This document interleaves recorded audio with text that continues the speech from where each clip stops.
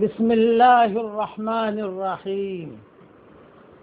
السلام علیکم ورحمۃ اللہ وبرکاتہ۔ الحمد للہ نحمده ونستعینه ونستغفره ونؤمن به ونتوکل علیہ ونعوذ باللہ من شرور انفسنا ومن سیئات اعمالنا ونعوذ باللہ من شرور انفسنا ومن سیئات اعمالنا من يهده الله فلا مضل له ومن يضلله فلا هادي له ونشهد أن لا إله إلا الله وحده لا شريك له ونشهد أن سيدنا ومولانا محمدا عبده ورسوله صلى الله عليه وعلى آله وأصحابه وبارك وسلم تسليما كثيرا كثيرا اما بعد۔ قابل احترام مائیں، بہنیں، بیٹیاں، بہوئیں، بچیاں، ہمارے بھائی، دوست، ساتھی، قصہ چل رہا تھا سیرت کا، حضرت محمد صلی اللہ علیہ وسلم کی سیرت کا قصہ سلسلہ وار میں بیان کر رہا ہوں۔ آج تقریباً 22واں قصہ ہے یہ، اور 22واں بیان ہے، 22واں سبق ہے۔ پہلے دو باتیں ذہن میں رکھیے، تب اگلی باتیں سمجھ میں آئے گی انشاءاللہ۔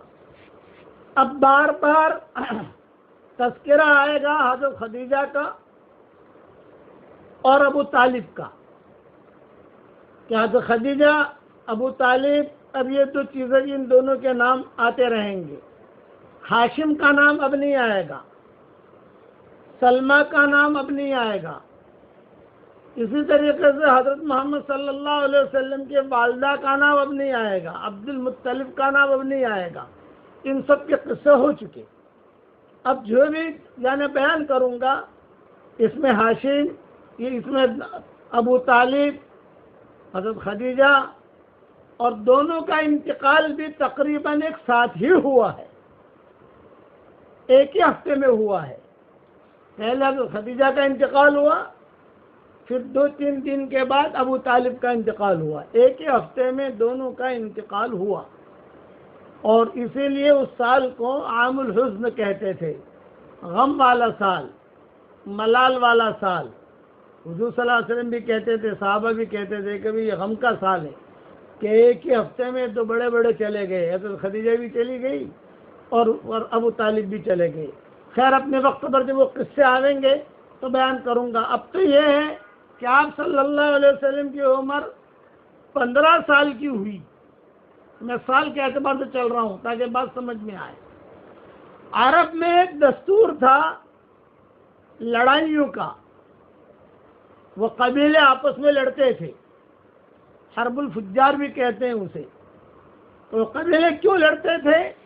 انانیت، تکبر، عجب، بڑائی، یہ ان میں کوٹ کر بھری ہوئی تھی کہ تیرے گھوڑے نے میرے گھاٹ پر آ کر پانی کیوں پیا، اس پر لڑائی۔ تو نے مجھے یوں کیوں دیکھا، اس پر لڑائی۔ جیسے آج بھی چودھری ہوتے ہیں اسے کہ دیکھ وہ گھر کے دیکھ رہا ہے مجھے، دیکھ وہ دیکھ گھر کے دیکھ رہا ہے۔ یعنی آدمی کسی کو دیکھے بھی تو بھی آدمی کے دل میں یہ آتی، اس کو کہتے تھے حرب الفجار۔ قبیلوں میں لڑائیاں ہوتی تھی۔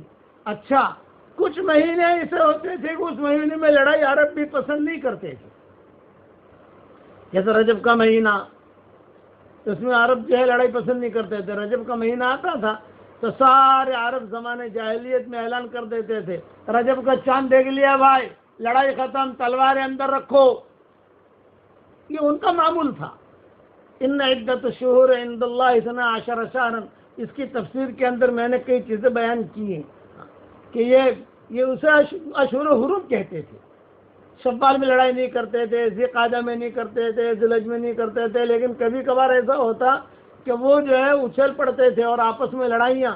تو اب حضور صلی اللہ علیہ وسلم کو جو قبیلہ تھا بنو ہاشم، بنو عبد المطلب، یہ آپ تو اسی قبیلے سے، یہ چچا سارے کے سارے، تو یہ بھی لڑائی میں کوئی کم تو تھے ہی نہیں. تو یہ کبھی کبھار لڑائی کے لیے کہتے تھے کہ چلو محمد، چلو بیٹا محمد، آج لڑائی کے لیے جانا ہے. اب حضور صلی اللہ علیہ وسلم سلیم الفطرت تھے، لیکن چونکہ چچاؤں کے ماتحت میں تھے، ابو طالب کے ماتحت میں تھے اور وہیں رہتے تھے، تو گھر میں جو مشورے ہوتے لڑائی کے تو آپ صلی اللہ علیہ وسلم کو بھی شریک ہونا پڑتا تھا.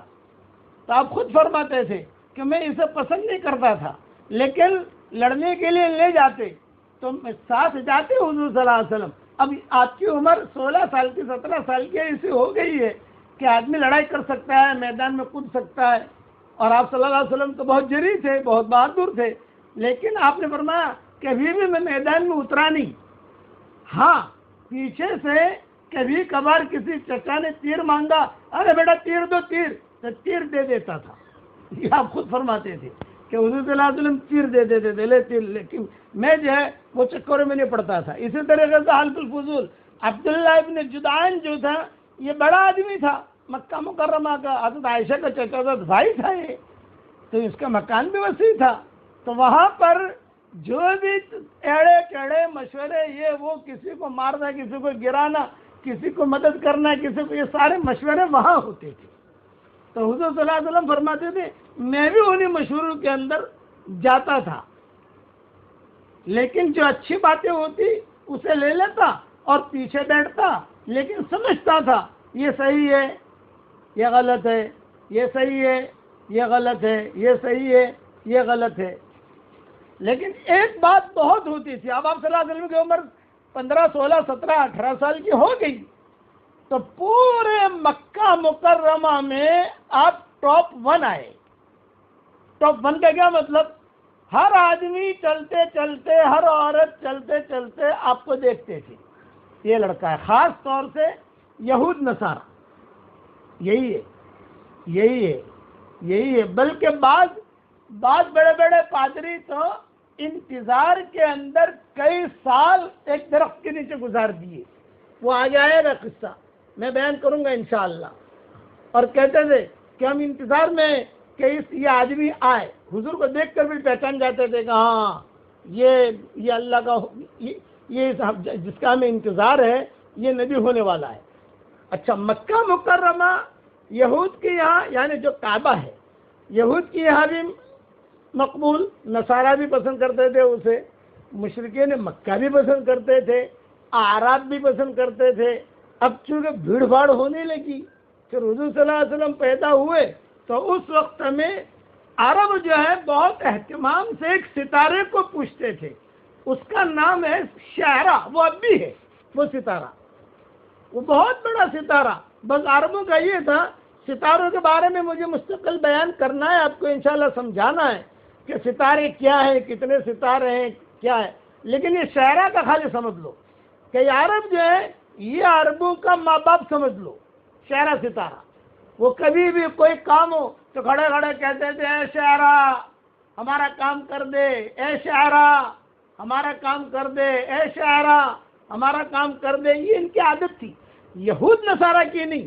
یہ تو اہل کتاب تھے سارے کے سارے، یہ بے ایمان تھے، تو ان کو کچھ پتہ نہیں کس کی عبادت کرنی ہے، کس کی نہیں کرنی. اسی لیے قرآن شریف میں باقاعدہ یہ شعرا کا نام لیا گیا، وَأَنَّهُ هُوَ رَبُّ الشِّعْرَى. کہ تم جو ہے شعرا کو پکارتے ہو تو شعرا کا اللہ مالک تو میں ہوں. سورہ نجم میں اللہ نے آیت اتاری، وَأَنَّهُ هُوَ رَبُّ الشِّعْرَى وَأَنَّهُ هُوَ أَهْلَكَ عَادًا الْأُولَىٰ وَثَمُودَ فَمَا أَبْقَىٰ. یہ ساری کی ساری آیتوں کے ترجمے میں کر چکا ہوں. درس قرآن جو میرا چلتا ہے اس کے اندر یہ تفصیل آ گئی ہے. اب کون سا نمبر میں آئی ہے مجھے پتہ نہیں. تو یہ عرب جو ہے یہ شعرا کو کہتے تھے کہ یہ لڑکا کون ہے، یہ لڑکا کون ہے. ایک بات. دوسرا کہ یہ تو مکمل تھا کہ یہاں کچھ نہ کچھ بڑی چیز وجود میں آنے والی ہے. تو یہود نصارہ جو ہے صرف حضور کو دیکھنے کے لیے دور دور سے آتے تھے. مکہ مکرمہ. اور کیسا کرتے تھے؟ چپکے سے طواف کیا اور 2-4 آدمی آ گئے، 2-4 عورتیں آ گئیں، بھائی دیکھو وہ لڑکا دکھتا ہے نہیں دکھتا، وہ لڑکا دکھتا ہے نہیں دکھتا. ہاں یہی ہے یہی ہے. آپ کا جو مکان تھا، ابو طالب کے مکان میں آپ رہتے تھے، تو آپ نے جب جہاں رہتے تھے تو جان بوجھ کر بھی مکان کے قریب سے گزرتے تھے اور آنکھوں سے اشارہ کرتے، یہ ہے یہ ہے، وہ بیٹھا ہے وہ ہے، وہ بیٹھا ہے وہ ہے. یہ دن حضور صلی اللہ علیہ وسلم کے گزرتے رہے. آپ تجارت بھی کرتے رہے، بکریاں بھی چراتے رہے، لوگوں کی خیر خبر بھی لیتے رہے. بیوائیں کبھی آتی کچھ کام کے لیے، محمد رائے کام کر دو تو کبھی انکار نہیں کرتے، خود چلے جاتے اور لوگوں کے ساتھ اپنا زندگی گزارتے رہے. خدیجہ جو تھی، حضرت خدیجہ رضی اللہ تعالی عنہ، یہ بہت مالدار عورت تھی اور شریفہ تھی اور امین تھی اور اللہ نے بہت مال دیا تھا. اسی وجہ سے ان کا نام طاہرہ تھا. حضرت خدیجہ کو لوگ خدیجہ نہیں کہتے تھے، مکہ مکرمہ میں طاہرہ کہہ کے پکارتے تھے. یہ دیکھتی رہتی تھی کہ بھئی یہ قریش میں ہمارے خاندان میں یہ ایک لڑکا ہے. یہاں تک کہ آپ صلی اللہ علیہ وسلم کی عمر ایک روایت کے مطابق 22 سال کی ہوئی. پہلے میں کہہ چکا تھا کہ آپ صلی اللہ علیہ وسلم کا 20 سال کی عمر میں بھی شق صدر ہونا بعض علماء نے لکھا ہے کہ 20 سال کی عمر میں انسان جوانی کو پہنچتا ہے تو جو ہیجان ہوتا ہے جوانی کا، تو بعض فقہاء علماء نے لکھا ہے اسے ختم کرنے کے لیے 20 سال کی عمر میں شق صدر حضور کا ہوا. اگرچہ یہ روایت ضعیف ہے لیکن علماء نے اپنی اپنی کتابوں میں لکھی ہے. اور 20 سال کی عمر میں آپ کا ایک سفر شام کا بھی ہوا ہے جس میں ابوبکر بھی ساتھ تھے. ابوبکر کی عمر 18 سال کی تھی، یہ بھی علماء نے لکھا ہے. لیکن چونکہ یہ کمزور روایت ہیں، اس سے خیر کمزور روایت تاریخ میں تو کمزور روایت ہی زیادہ ہوتی ہیں. تو آپ یہ سمجھ لیجئے شق صدر ہو گیا 5 مرتبہ، 4 پر سب کا اتفاق، 1 میں علماء کا اختلاف. اور شام کا سفر ہو گیا 3 مرتبہ، 2 پر سب کا اتفاق، 1 میں اختلاف. اب 20 سال کی عمر، اچھا پہلے جب گئے تو تجارت تو کچھ کی نہیں حضور نے، 12 سال کی عمر واپس آ گئے، تجارت تو ہوئی نہیں. 20 سال کی عمر میں گئے جس میں ابوبکر، اس لیے صدیق اکبر جو ہے یہ بھی تجارت کے اندر بڑے ماہر تھے اور خوب جاتے تھے شام، خوب. اسی لیے جو ان کو اسلام ملا صدیق اکبر کو، وہ شام کے جب تجارت کے لیے گئے تھے وہاں انہوں نے خواب دیکھا تھا. حضور صلی اللہ علیہ وسلم نہیں تھے. یہ میں بیچ بیچ میں قصے آ رہے ہیں اس لیے میں سمجھا رہا ہوں ایک چیز کہ حضور وہاں جب اس وقت صدیق اکبر اکیلے گئے تھے. اکیلے کا مطلب آپ صلی اللہ علیہ وسلم نہیں تھے، جاتے رہتے تھے شام شام شام زیادہ جاتے تھے.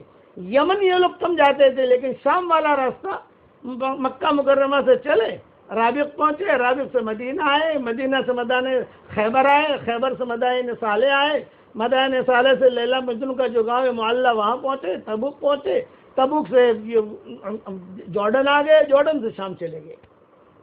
یہ رخ ہے شام پہنچنے کا. تو صدیق اکبر جب وہاں گئے تو صدیق اکبر نے خواب دیکھا. وہاں بڑے بڑے راہب رہتے تھے، راہب بہت رہتے تھے وہاں. 3-4 دن تک خواب دیکھا صدیق اکبر نے. کسے جا کر میں کہوں، کسے کہوں، کسے کہوں. تو بہت بڑا راہب تھا. ہمیشہ یاد رکھنا، وکیل پکڑتے ہو بہت اچھا، ڈاکٹر پکڑتے ہو بہت اچھا. علاج کرانا ہے تو پھر اچھا ڈاکٹر کے پاس جاؤ.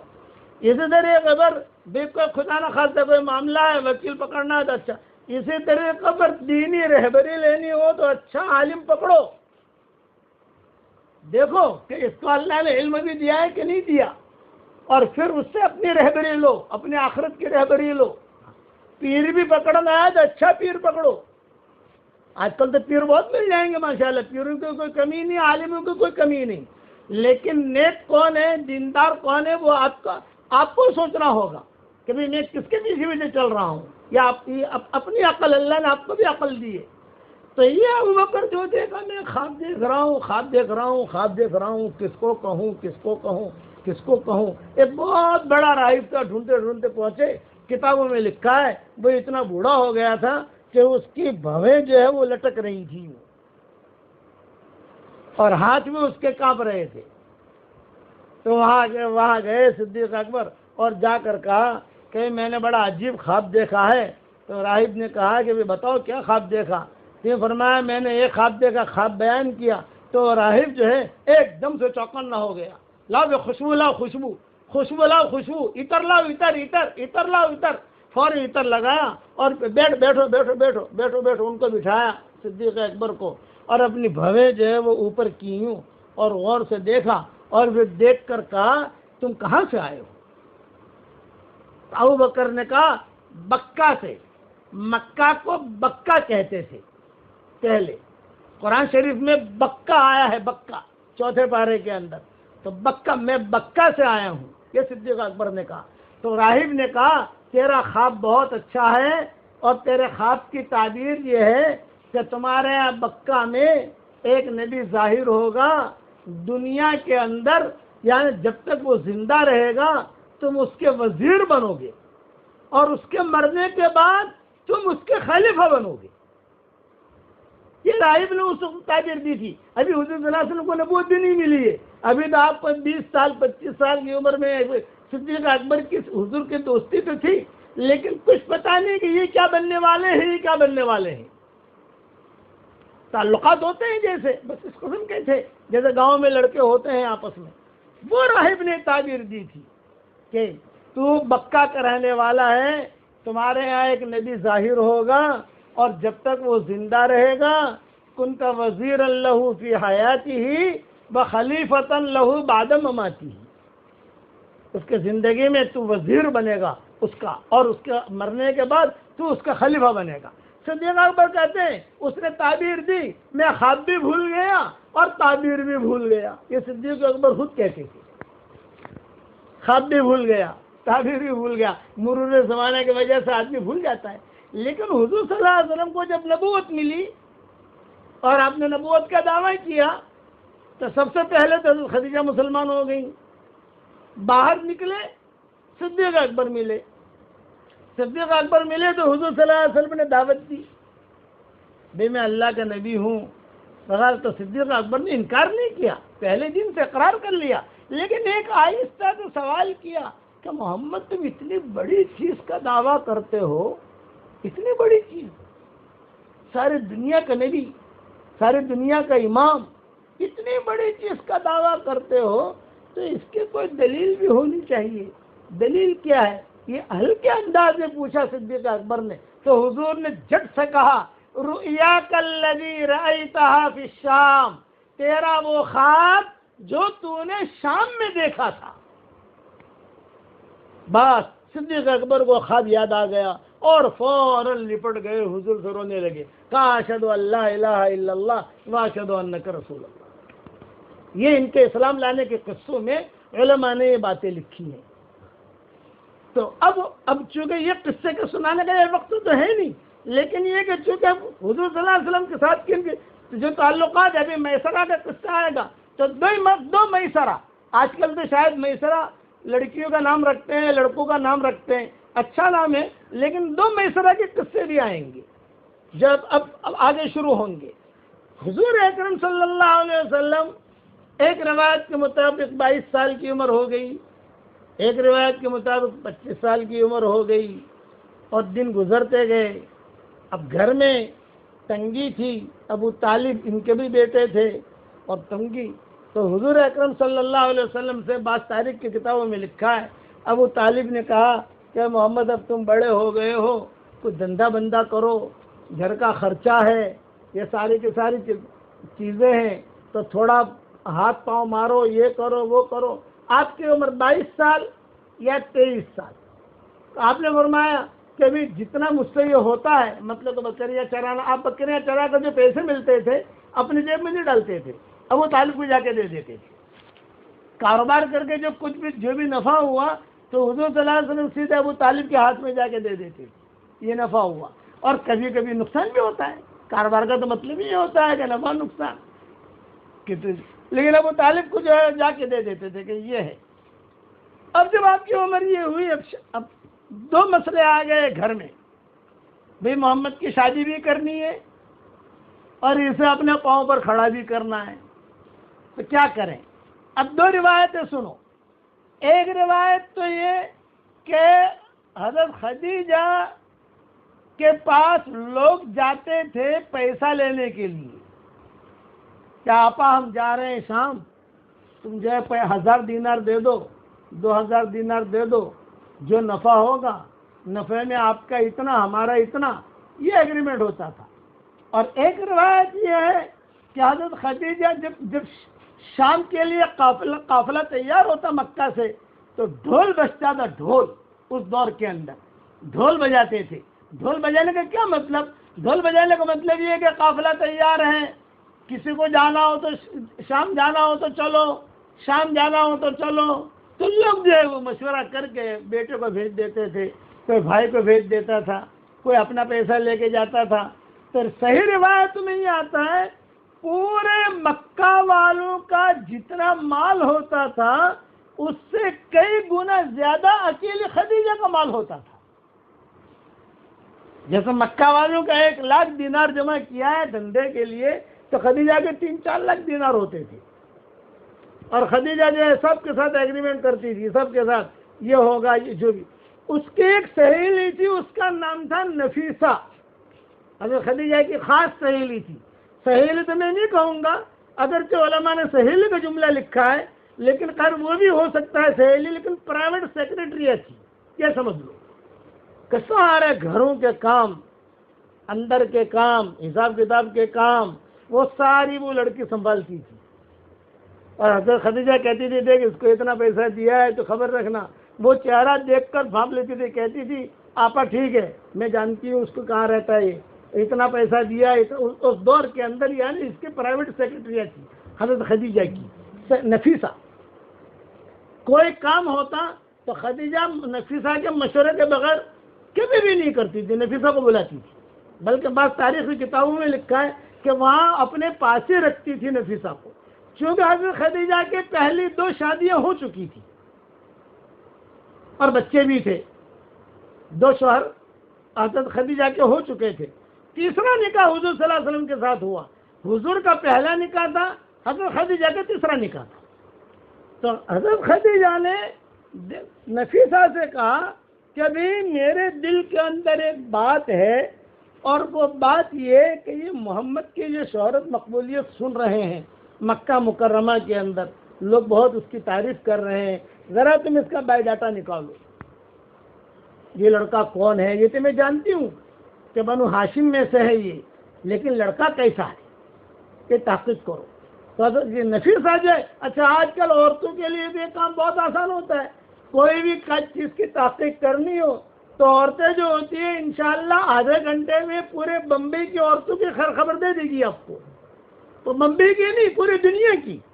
آپ کسی عورت پہ کام سونپ دو، اس کے اندر یہ PhD کی ہوئی ہوتی ہیں، ڈاکٹرنیاں ماہر ہوتی ہیں عورتیں. یہ اللہ نے ان کے خون میں رکھی ہے بات.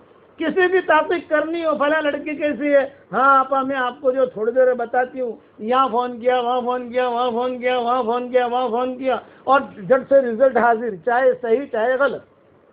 اس لیے میں کہتا ہوں کہ PhD کیے بغیر بھی PhD ہوتی ہے. تو یہ نفیسہ یہ تو خاص پرائیویٹ سیکرٹری تھی. جب حضرت خدیجہ نے یہ بات کہی کبھی لڑکے کے بارے میں پوچھو، اور پھر قافلہ بھی مکہ مکرمہ سے روانہ ہونے لگا. اور پھر یہاں حضرت یہ ابو طالب نے بھی حضور سے کہا کہ بھائی کچھ تم دھندا بندہ کرو کچھ اپنا.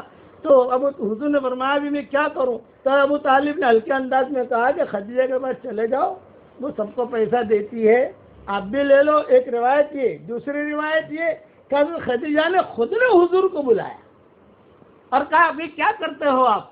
پوچھا، جیسے بات بوڑھے ہوتے ہیں نا، پوچھتے ہیں ابھی دھندا بندہ کرو.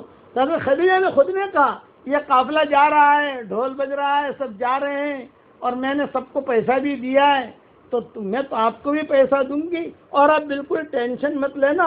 آپ کے ساتھ میسرہ، یہ میسرہ کا جملہ اب آیا ذہن میں رکھنا، آپ کے ساتھ میسرہ کو بھی کر دوں گی. میسرہ جو ہے وہ آپ کو غلام تھا حضرت خدیجہ کا، میسرہ کو کر دوں گی. اور آپ جتنا میں نے سب کے ساتھ ایگریمنٹ کیا ہے اس کا میں اضعاف مضاعفہ کا جملہ روایتوں میں آتا ہے، اضعاف مضاعفہ، میں آپ کو بہت زیادہ نفع دوں گی. یعنی جیسے 50-50 کا مسئلہ ہے تو 50-50 کا کچھ نہیں، میں آپ کو بہت زیادہ دوں گی، آپ دھندا کرو۔ اب جب حضور سے بات ہوئی، نفیسہ کھڑی تھی، نفیسہ نے کہا کہ یہ لڑکا ہے۔ نفیسہ نے کہا ٹھیک ہے۔ تھوڑی دیر میں نفیسہ آئی، نفیسہ نے کہا کہ آپا شریف ابن شریف، یہ جملہ کہا، شریف ابن شریف، یہ شریف ہے اور شریف کا بیٹا ہے اور امین ہے، اور بالکل۔ تو حضرت خدیجہ نے حضور صلی اللہ علیہ وسلم کی تشکیل کی، اور تشکیل یہ کی کہ تم جو ہے میرا مال لے کر جاؤ۔ صحیح روایت میں یہ آتا ہے کہ حضور صلی اللہ علیہ وسلم کو خود بلایا حضرت خدیجہ نے، اور بلا کر کہا بھائی محمد تم یہ کاروبار کرو، سب جا رہے ہیں، اور آپ کو تجارت میں مہارت تھی لیکن آپ چالاکیاں نہیں جانتے تھے، تاجر لوگ چالاکیاں کرتے نہیں، سیدھی سادی آپ کی زندگی، اسی لیے سفر میں بہت قصے ہوئے۔ اور میسرہ سے بلا کر خدیجہ نے کہا کہ دیکھ میں کبھی بھی تجھ کو مجھ سے الگ نہیں کرتی ہوں، میں اس لڑکے کے ساتھ تمہیں محمد کے ساتھ بھیج رہی ہوں، پورے سفر کی کارگزاری لا کر مجھے دینا، ایک ایک پل پل کی، ایک ایک رات کی، ایک ایک چیز کی تو مجھے خبر دینا۔ دوسرا کہ کاروبار وغیرہ میں نقصان ہو نہ پاؤ اس کا زیادہ ٹینشن مت لینا، اللہ نے اپنے کو بہت دیا ہے۔ یہ کہہ کر میسرہ کو ساتھ کر دیا حضور اکرم صلی اللہ علیہ وسلم کے۔ اور جب خدیجہ نے پیشکش کی تو حضور صلی اللہ علیہ وسلم نے چچا سے مشورہ کیا، چچا نے کہا ہاں بھائی اپنے گھر میں تو پیسوں کی ضرورت ہے، تم دھندا کرو۔ دوسرا ہے کہ چچا نے خود نے بھیجا کہ بھی اپنے پاس تو اتنا پیسہ ہے نہیں، اب تم بڑے ہو گئے ہو۔ پہلے بات رکھنا، حضرت ابو طالب کے 4 بیٹے تھے، علی، جعفر، عقیل اور طالب، ان میں 2 مسلمان تھے، 2 مشرک تھے، ان کا بھی تذکرہ آئے گا۔ لیکن حضور صلی اللہ علیہ وسلم کا کبھی بھی ان کے ساتھ انبن نہیں ہوتا تھا، اور ابو طالب ان 4 کے مقابلے میں حضور کا زیادہ خیال رکھتے تھے۔ اب یہ کہ حضور اکرم صلی اللہ علیہ وسلم نے خوشی سے منظور کر لیا، پیسے وغیرہ لیے، میسرہ بھی ساتھ ہو گیا، سفر بھی کے لیے روانہ ہوئے۔ بعض کتابوں میں لکھا ہے کہ خدیجہ نے زیتون وغیرہ جو بھی سفر کی چیزیں ہوتی ہیں وہ بھی تھی، ابو طالب نے بھی دی، اور ان کو باعزت یہاں سے رخصت کیا۔ جب حضور روانہ ہو رہے تھے تو ابو طالب رو رہے تھے، وہ اس لیے رو رہے تھے کہ میرا بھائی کا بچہ ہے، اب بیچارہ جا رہا ہے اپنا کاروبار کے لیے، پہلے بچپن میں لے گیا تھا میں اس کو، 12 سال کی عمر تھی، ابھی جوان بھی ہو گیا ہے اور یہ جا رہا ہے، بس اللہ تعالیٰ اس کو صحیح سلامت واپس لائے۔ بس تاریخی کتابوں میں بھی ہے کہ بیت اللہ سے چمٹا کر دعا بھی مانگی۔ آپ کے 22 سال کی عمر آپ پکڑ لو کہ 22-23 سال کی عمر تھی، بقیہ تفصیل کل انشاءاللہ پوری کروں گا۔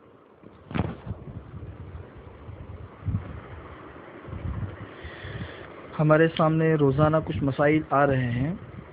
کل میں نے تراویح سے متعلق کچھ مسائل بتائے تھے، آج بھی تراویح سے متعلق کچھ مسائل بتا رہا ہوں، اور یہ جو مسائل بتا رہا ہوں تو اس میں سے اکثر مسائل وہ ہے جو صرف تراویح ہی سے متعلق نہیں ہے بلکہ نمازوں سے بھی متعلق ہے، اس لیے اس بات کو سامنے رکھتے ہوئے سنیں۔ ایک مسئلہ تو یہ ہے کہ جیسے آج کل عام طور پر تراویح ہوتی ہے، تراویح کے اندر چونکہ ایک ساتھ میں 20 رکعت پڑھنی ہوتی ہے تو امام جو ہوتا ہے نا وہ بہت تیزی کے ساتھ میں قرآن کریم پڑھتا ہے، نمازیں بھی بہت تیزی کے ساتھ میں ہوتی ہے، اور ایسی تیزی کے ساتھ میں ہوتی ہے کہ شروع میں ثنا بھی بہت سے امام نہیں پڑھتے ہیں، اعوذ باللہ بسم اللہ بھی نہیں پڑھتے ہیں، ڈائریکٹ قرأت شروع کر دیتے ہیں۔ تو یہ جو ہے یہ تراویح کے منکرات میں ہے۔ عام نمازوں میں ثنا، اعوذ باللہ اور بسم اللہ قرأت سے پہلے پڑھنے کا جو حکم ہے وہی حکم تراویح کے اندر بھی ہے، اس لیے اس بات کا خیال رکھنا چاہیے۔ اسی طریقے سے 2 سجدوں کے درمیان بیٹھنا، اسی طریقے سے سجدے کے بعد کھڑا ہونا، رکوع کے بعد کھڑا ہونا، یہ والی ارکان بھی سکون اور اطمینان کے ساتھ میں ادا کرنے چاہیے۔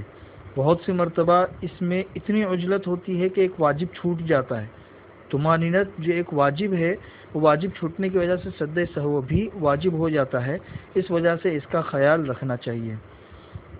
دوسرا مسئلہ یہ ہے کہ عام دنوں کے اندر بھی یہ ہوتا ہے اور آج کل تراویح کے اندر بھی یہ بات پیش آ سکتی ہے کہ امام نماز پڑھا رہا ہے اور نماز کے اندر وہ قرات کر رہا تھا اور وہ رکوع میں چلا گیا. وہ رکوع میں ہے، اسی درمیان میں کوئی نماز کے اندر آ کے شریک ہوتا ہے. تو بہت سے مرتبہ ایسا ہوتا ہے کہ بھئی جلدی امام کے ساتھ میں شریک ہو جائے تاکہ ہماری ایک رکعت مل جائے. یہ ترتیب ہوتی ہے. عام طور پر جیسے مسجدوں میں نماز ہوتی ہے، امام رکوع کے اندر ہوتا ہے تو لوگ جلدی جلدی آ کے رکوع کے اندر شریک ہو جاتے ہیں. تو اس میں ایک چیز یہ دھیان میں رکھنے کی ہوتی ہے کہ نماز کے شروع میں نیت کرنا ضروری ہے. نیت کے بغیر نماز نہیں ہوتی ہے. نیت کے بغیر اگر کسی شخص نے تکبیر تحریمہ بھی باندھ لی تو پھر پوری نماز ہی نہیں ہوگی، دوبارہ اس کو نماز پڑھنی پڑے گی.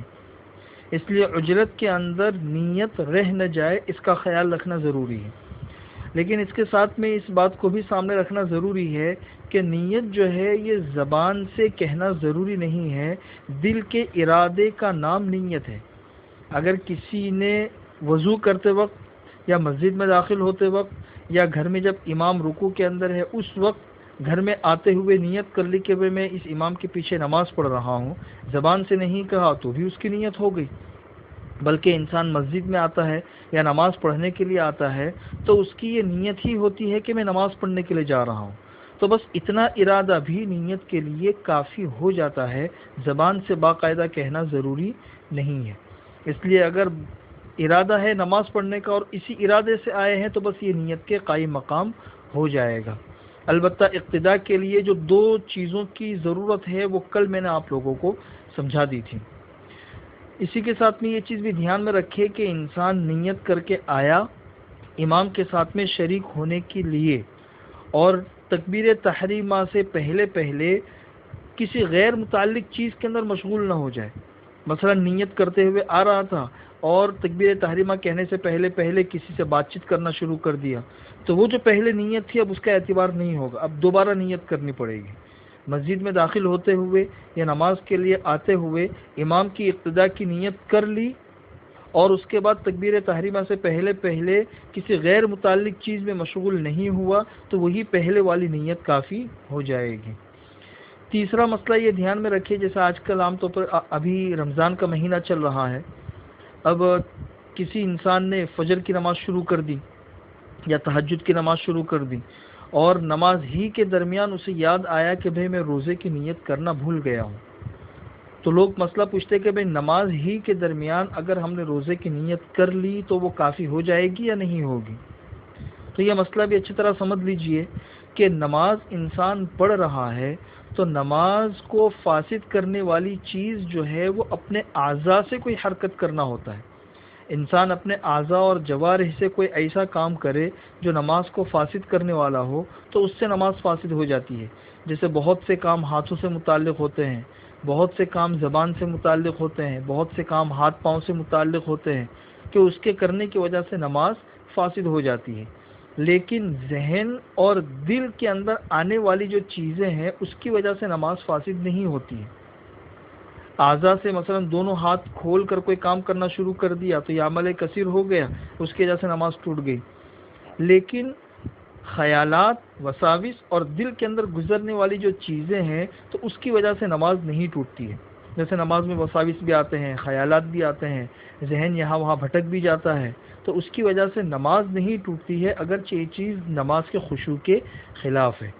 اس لیے نماز کے اندر کسی شخص نے روزے کی نیت کر لی تو چونکہ روزے کا تعلق انسان کے ذہن اور انسان کے دل سے ہے اس لیے روزے کی نیت معتبر ہوگی اور نماز بھی فاسد نہیں ہوگی. لیکن کسی شخص نے روزے کی نیت زبان سے کر لی کہ میں آج کا روزہ رکھ رہا ہوں تو زبان سے کہی جانے والی چیز سے نماز فاسد ہو جاتی ہے، زبان سے کہی ہوئی چیز سے. اس لیے اس صورت میں نماز فاسد ہو جائے گا. نیت تو ہو جائے گی روزے کی لیکن نماز فاسد ہو جائے گی. اسی کے ساتھ میں ایک مسئلہ یہ بھی دھیان میں رکھے کہ ایک انسان ہے وہ انفرادی نماز پڑھ رہا ہے. لوگ پوچھتے ہیں کہ انفرادی اگر کوئی انسان نماز پڑھتا ہو تو اس کے لیے اقامت کہنے کا کیا حکم ہے؟ اذان تو نہیں ہے لیکن اقامت. تو یہ دھیان میں رکھے کہ اقامت جو ہے وہ سنت مؤکدہ ہے. لیکن سنت مؤکدہ ہے کب؟ جب جماعت کے ساتھ نماز پڑھی جا رہی ہو. اس وقت سنت مؤکدہ ہے۔ اگر کوئی انسان اپنی انفرادی نماز پڑھ رہا ہے تو ظاہر سی بات ہے، چونکہ جماعت نہیں ہے اس لیے اذان اقامت کا جو سنت مؤکدہ ہونے کا حکم ہے وہ بھی ساقط ہو جائے گا، بغیر اقامت کے بھی نماز ہو جائے گی، لیکن بہتر ہے کہ انفرادی نماز پڑھنے والا اقامت کہہ دے۔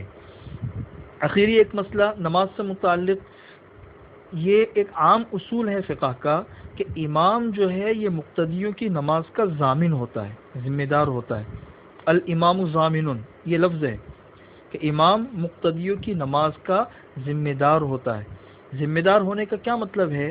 ذمہ دار ہونے کا مطلب یہ ہے کہ جیسے امام کا وضو نہیں ہے، پیچھے کھڑے رہنے والے تمام مقتدیوں کا وضو ہے، تو چاہے پیچھے کھڑے رہنے والے تمام مقتدیوں کا وضو ہو، امام نے نماز پڑھا دی تو کسی کی نماز نہیں ہوگی، کیونکہ امام وضو سے نہیں تھا۔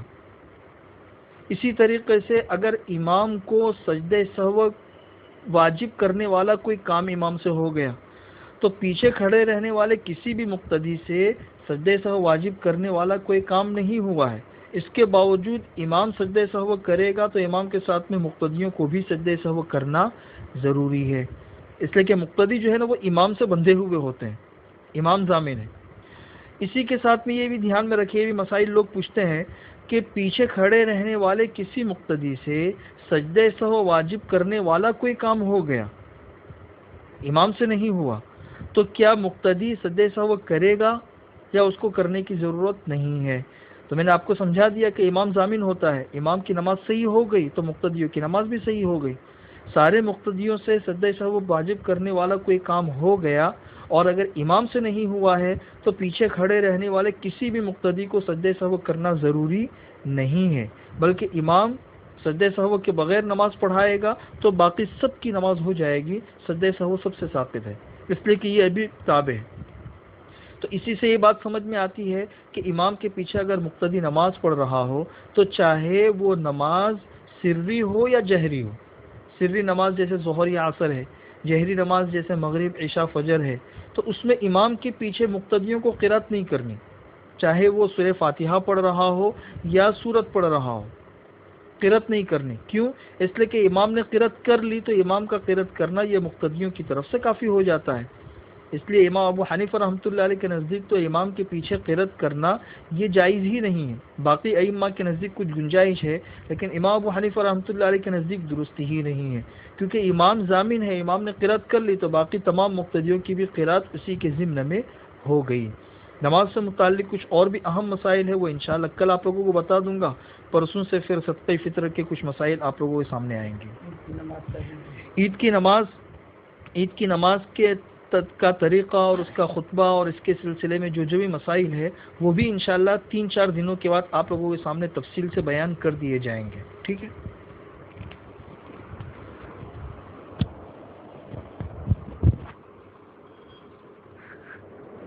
اللهم صل على محمد وعلى آل محمد كما صليت على إبراهيم وعلى آل إبراهيم إنك حميد مجيد يا رب صل وسلم دائما أبدا على حبيبك خير الخلق كلهم اللهم صل على سيدنا محمد بن عبد الله القائم بحق الله ما ضاق أمر إلا فرجه الله اللهم لك الحمد كما أنت أهل فصل وسلم على سيدنا محمد كما أنت أهل وافعل بنا ما أنت أهل فإنك أهل التقوى وأهل المغفرة اللهم إنا نعوذ بك من زوال نعمتك وتحول عافيتك وفجاءة نقمتك ومن جميع سخطك اللهم إنا نعوذ بك من جهد البلاء ودرك الشقاء وسوء القضاء وشماتة الأعداء وسوء المنظر وفجاءة الشر اللهم إنا نعوذ بك من زوال نعمتك وتحول عافيتك وفجاءة نقمتك ومن جميع سخطك اللهم إنا نعوذ بك من يوم السوء ومن ليلة السوء ومن ساعة السوء ومن صاحب السوء ومن جار السوء ومن مرض السوء ومن وقت السوء ومن دار السوء يا ذا الجلال والإكرام.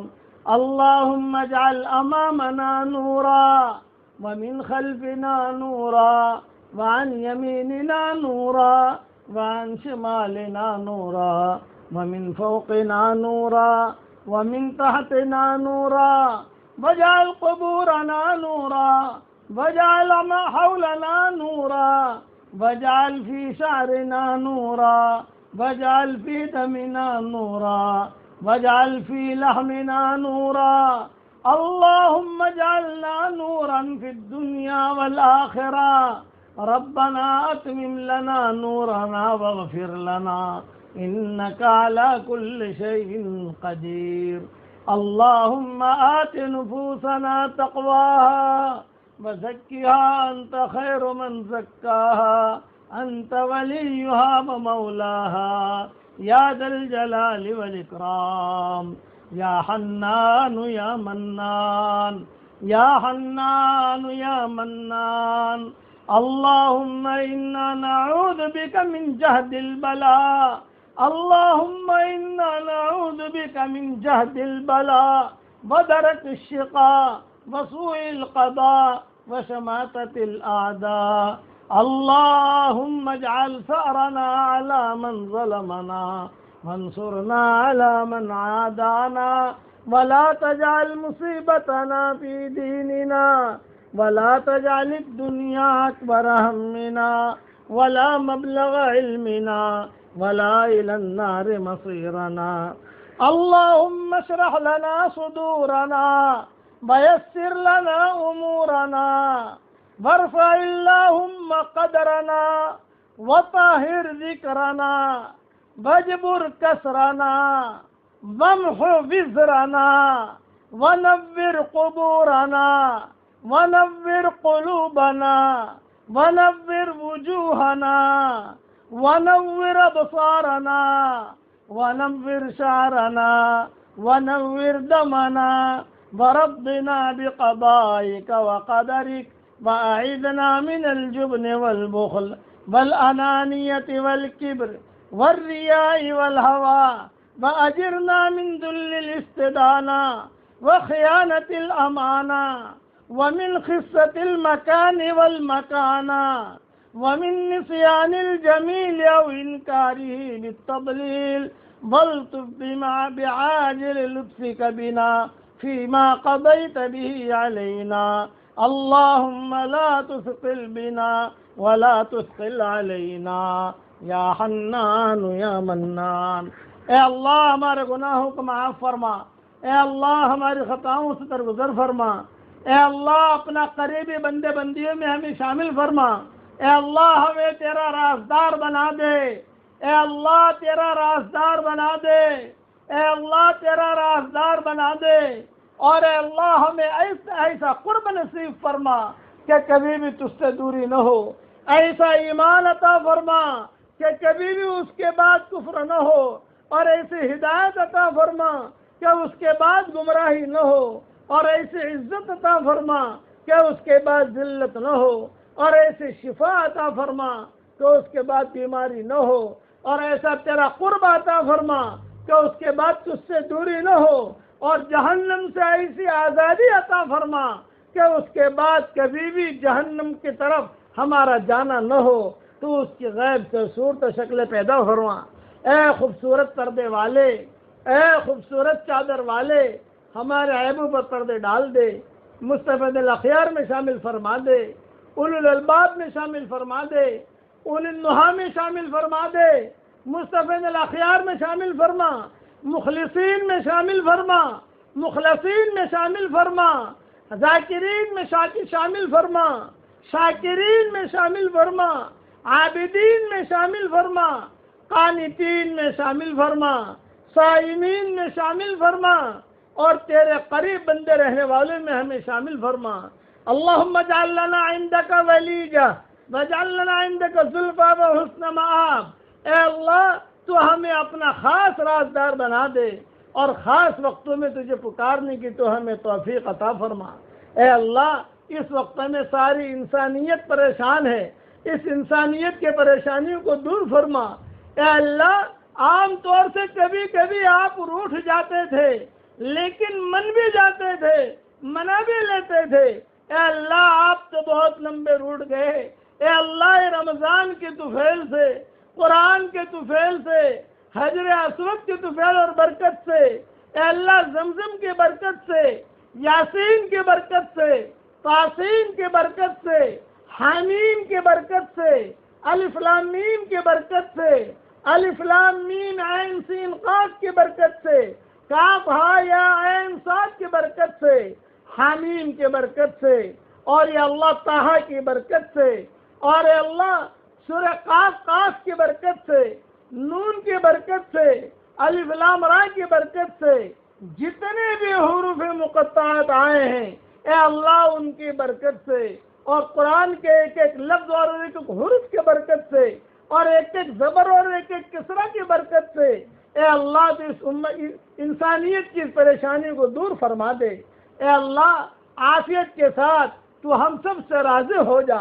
ہم کسی امتحان کے لائق نہیں ہیں، امتحان تو کبھی ایمان والوں کا لیا جاتا ہے۔ اگر آپ نے ہمارا امتحان لے لیا اے اللہ ہمارے بیڑے ڈوب جائیں گے، ہم ختم تباہ اور برباد ہو جائیں گے۔ اے اللہ تیرے ہواؤں کو حکم دے دے کہ ان بیماریوں کو لے کر چلی جائے، تیرے فرشتوں کو حکم دے دے کہ ان بیماریوں کو لے کر چلے جائے۔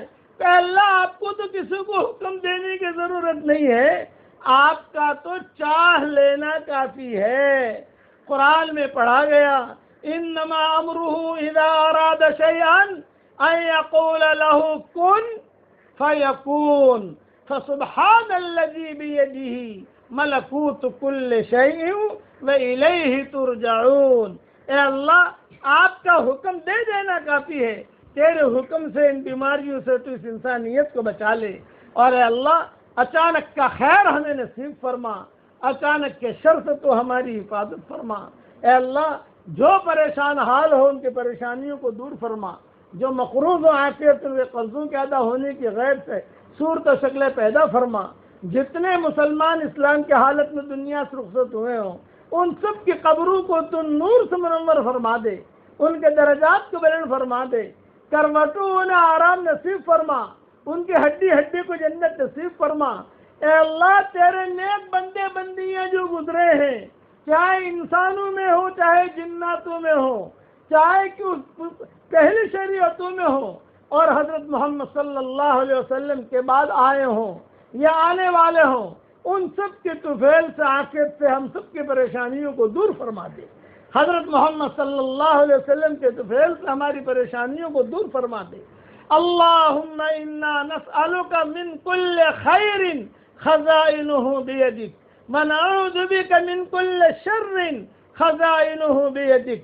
تیرے نبی نے ہمیں یہ دعا سکھائی ہے، اے اللہ تیرے خزانے میں جتنا خیر ہے وہ سارا کے سارا ہمارے لیے مقدر فرما، اور تیرے خزانے میں جتنا شر اور برائی ہے اس سے عافیت سے تو ہماری پوری پوری حفاظت فرما۔ اے اللہ اس دعا پر جو بھی آمین کہہ رہا ہے، جہاں پر بھی آمین کہہ رہے ہیں، مرد کہہ رہے ہیں، عورتیں کہہ رہی ہیں، ان سب کی جائز مرادوں کو اور ہماری جائز مرادوں کو پوری فرما کر اس میں خیر کی شکلیں اور صورتیں پیدا فرما، اور اپنے فضل و کرم سے ہماری دعاؤں کو قبول فرما۔ اللہم انک عفو تحب العفو فاعف عنا، اللہم اعتق رقابنا من النار، اللہم اعتق رقابنا من النار، اللہم اعتق رقابنا من النار، اللہم اجعلنا من عتقائک من النار، اللہم اجعلنا من عتقائک من النار، اللہم اجعلنا من عتقائک من النار، اللہم انک ملیک مقتدر ما تشاء من امر یکون، سبحان ربنا رب العزة عما یصفون، وسلام علی المرسلین والحمد للہ رب العالمین۔